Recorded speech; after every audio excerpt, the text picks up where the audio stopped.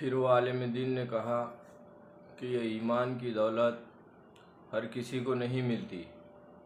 अल्लाह जिसे चाहता है वो इसे ईमान की दौलत देता है और जिसे नहीं पसंद करता उससे वो दौलत छीन लेता है।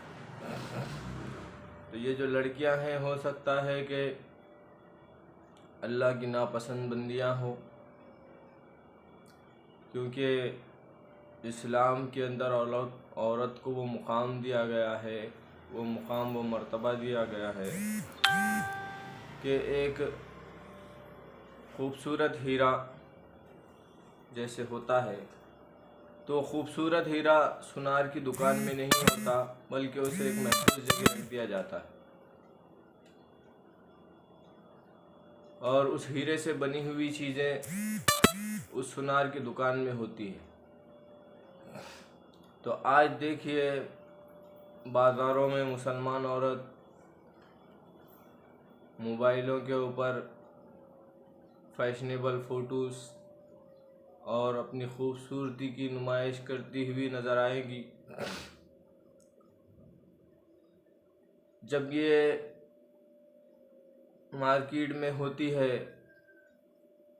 और ये नुमाइश करती है और इसके ज़रिए से कुछ पैसे वग़ैरह कमाती है, तो इनके बाप को बड़ा फ़ख्र महसूस होता है कि मेरी बेटी काबिल हो गई।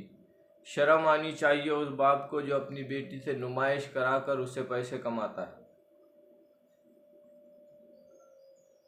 तो ये ईमान वाली कहाँ से हुई? ईमान वाली औरतें तो घर में होती है, उनके लिए उनका घर ही बेहतर होता है।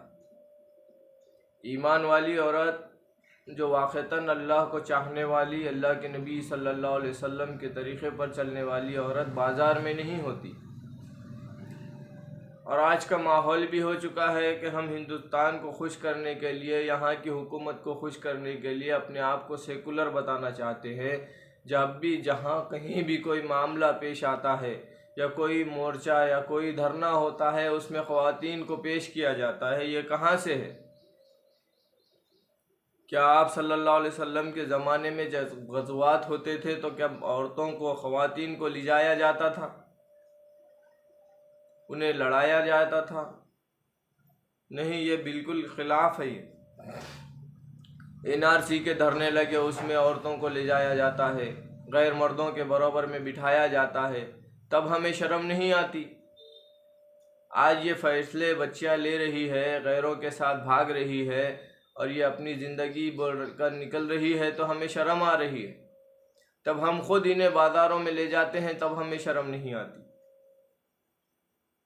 तब तो हम तो कहते हैं नहीं नहीं, इस देश के लिए हम जान दे देंगे, सब कुछ लुटा देंगे। इस ईमान के लिए क्या कर रहे हैं? हाँ,